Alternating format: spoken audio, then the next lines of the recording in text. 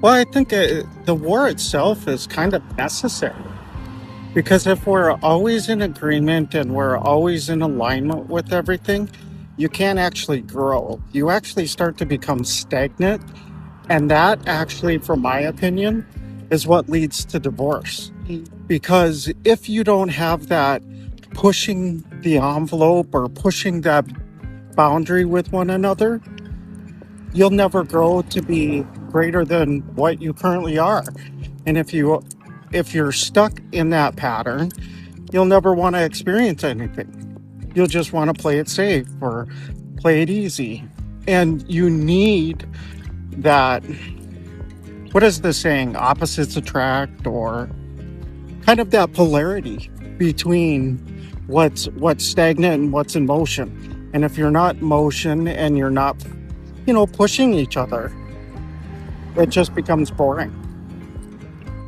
I definitely agree with that. I think, we have been both our greatest cheerleaders for each other, celebrating each other and pushing each other to get out of a comfort zone. And we've also been willing to say the difficult things when the difficult things need to be said.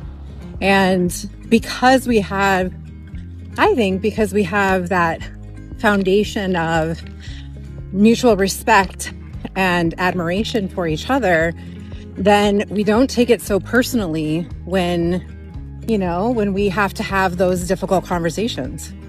And, it's through that mutual respect and admiration and being able to say the things you don't really want to say.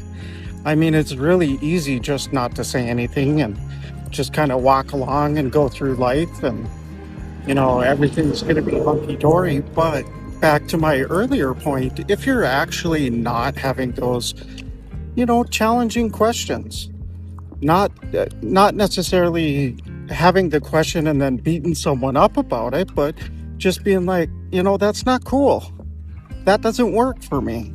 If you can't actually vocalize those things, you're never going to, the relationship will never get to a healthy place, even when you think it is.